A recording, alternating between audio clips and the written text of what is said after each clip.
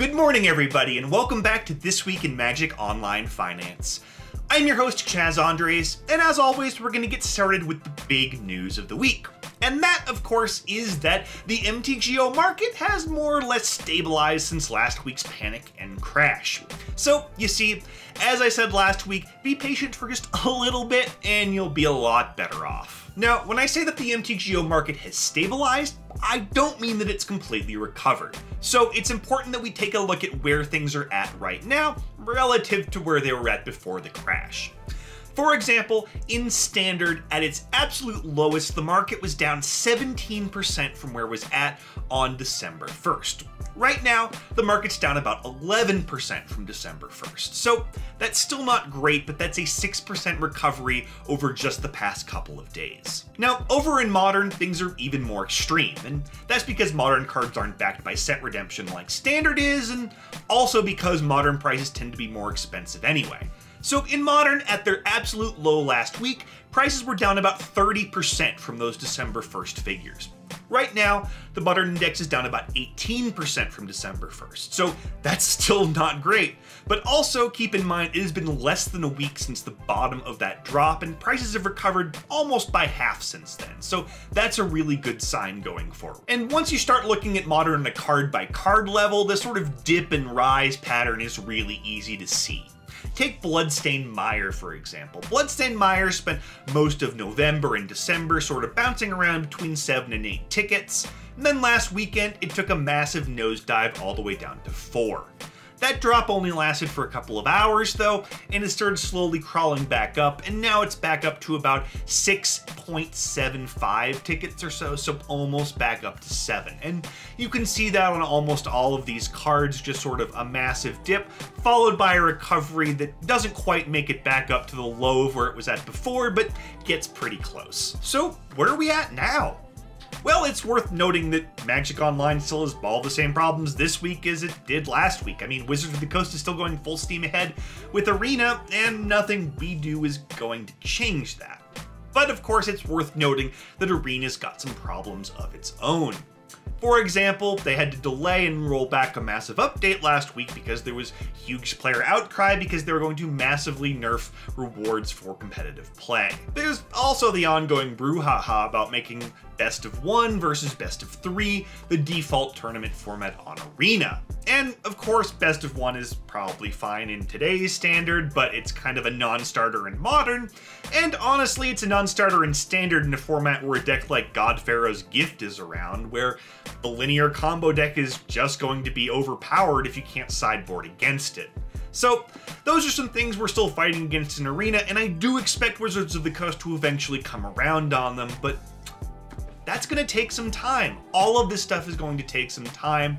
I really do feel confident that a lot of tournament Magic and playtesting is going to be taking place on Magic Online over the next calendar. So yeah, I'm still not selling my collection right now. In fact, I expect further rebounds as we leave the holiday doldrums behind and enter the second half of the winter when Magic prices traditionally tend to spike.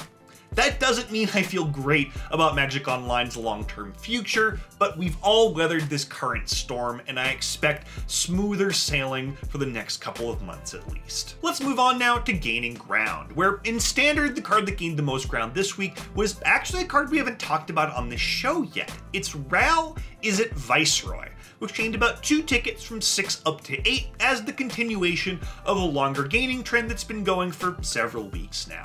And that's because Ral is actually starting to see some tournament play. It's been showing up in Izzet Drakes and Jeskai Control, and even sometimes in Izzet Phoenix in Modern, and that's a really good sign for this mythic planeswalker. Honestly, if this trend continues, it's going to blow past the 10 ticket mark at some point over the next week and keep gaining from there. Granted, it's usually a 1 of or a 2 of, so it is limited in terms of how high it's going to go, but I'm still bullish on this card, and I think you should grab a copy or 2 now. Now, over in Modern, it's a lot harder to talk about weekly gainers, simply because of that big market crash that happened toward the end of last weekend. Most of these cards are just sort of chugging along, and then they took a massive dive, and then they've either sort of stagnated since then or have recovered and are slowly on the upswing. The important thing to know here is that cards like Scalding Tarn, Surgical Extraction, Horizon Canopy, they're all on the move yet again. But one interesting card not only dodged the crash entirely, but has actually outpaced all its gains for the year. And that's Amulet of Vigor, which jumped from 2 tickets all the way up to 6 this week and still has a price chart pointed straight up at the ceiling. And honestly, I can see why. It's one of the few good cards in Modern that hasn't been reprinted at all recently. It's only been printed once back in Worldwake, and that's it. That makes it one of the scarcest cards in Modern. And even though it doesn't see a ton of play, it's a $20 card in paper and has been for a while.